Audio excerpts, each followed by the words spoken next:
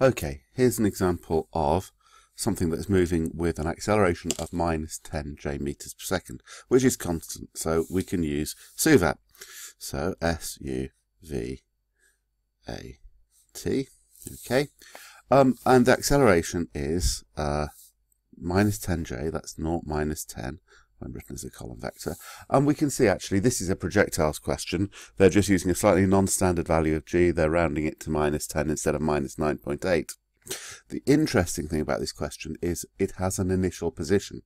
So S in SUVAT is always the position from the start. So I'm going to show you how to deal with the fact that we can adapt S so it'll tell us where it is at time t.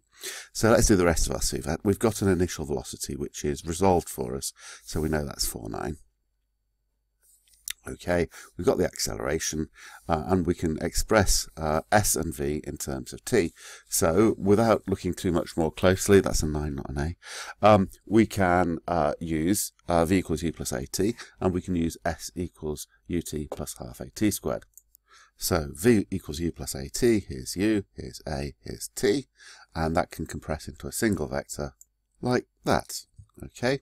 As for S equals UT plus half AT squared. So here's U, T, half AT squared, and that compresses into a single vector. Okay, but S is always its displacement from its initial position, and it starts with an initial position of 2j. That means it's 0 in the x direction, 2 in the y direction. So that, in other words, it's starting from the point 0, 2. So it's moving as a projectile starting from 0, 2, so that's 2 on the y-axis, and it's doing this. So I've got my diagram, that's good. Okay, but if I'm working out S, then S at any point will be its displacement from this position. Okay, so if it's here, then my S will be that displacement there. All right, but if I want its coordinates, I need the displacement from the origin. Okay, so so this looks like S is pointing downwards, but it started from 2 meters above the origin, so the vector from the origin might go up. So I need to allow for this initial displacement of 0, 2. Okay, and what I do is I just add it on. So when t equals 0, this would be 0, 0. It has to, because S is the displacement from its starting position. But really, its displacement from the origin is 0, 2, so I just add that on. So I can say R for position vector, okay, equals S, okay, the displacement from the start, plus the extra displacement it already had of 0, 2. So that's a plus, not an equals.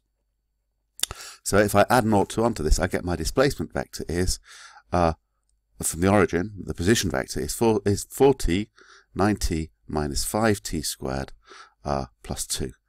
And as I've been saying, this displacement from the origin, effectively its coordinates, is we call it the position vector, and we've met the position vector in pure maths as well. So, and we've used the symbol r for it, so that's good, isn't it? So we've now got the x and y coordinates of where it is, and I need that because I've got to find the position of the ball at time t seconds. So I've just answered that there. That is the position at time t seconds, which I had to find as part of the question. And its position when it hits the ground, that is when the vertical component of its position is 0. Okay, so I think this is one of these questions, they're quite rare, where I don't actually need this v at all. It's done me no harm finding it. In fact, all I'm looking at is the position. So they're very kind. They tell me the condition for it to land. Okay, remember the condition for it to land is never that the velocity in either direction is 0, because it's actually moving in both directions when it hits the ground. So the condition for it to land is what it says in the question. The vertical component of its position is 0, so Ry equals 0. Not Sy. Sy will actually be minus 2. Okay, because it's gone 2 meters down from where it started. But Ry equals 0, because that's got the 2 built into it. So that means that 9t minus 5t squared plus 2 is what has to equal 0, which is a quadratic equation. It's not a particularly easy one, so you just cheat on your calculator. And my calculator gives us solutions as 2 and minus a fifth. Now, minus a fifth would be actually before it starts. Okay, which actually kind of makes sense. If it had actually been launched from here, so it's going through this point, it would have had to be launched a fifth of a second earlier from a point down here. But that's not the solution I'm interested in. This is where it lands. So therefore, the minus a fifth I can reject, and I can give t equals 2. actually, that's not a final answer. That's just on my way to finding the position when it hits the ground.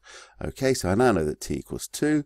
So I can say when t equals 2, I can work out the position vector, which is r. So r equals, okay, 4 times 2, which is 8.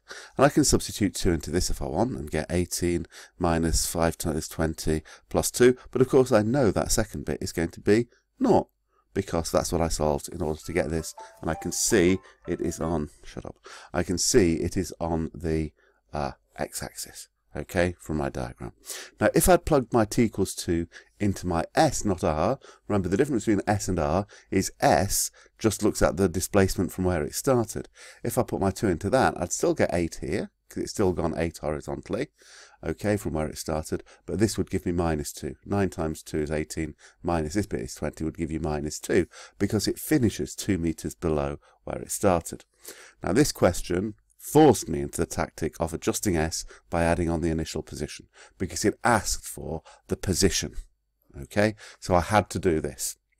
If I'd wanted to avoid that, if I'd wanted to just use s all the time, then I could have had it starting from the origin. Effectively, I could have decided, okay, that the axes were like this, okay, and I want this point here where the y coordinate of the displacement, okay, is minus 2, and I'd have solved the question by not using r. I'd have done this, but I'd have said, look, this 9t minus 5t squared has to be the minus 2 that it is below the initial position. Okay, so you can often sidestep the need to add this initial displacement, but if you get used to doing this, it can be quite nice, and it can mean you can have the origin wherever you like in the diagram, not necessarily where the thing started from.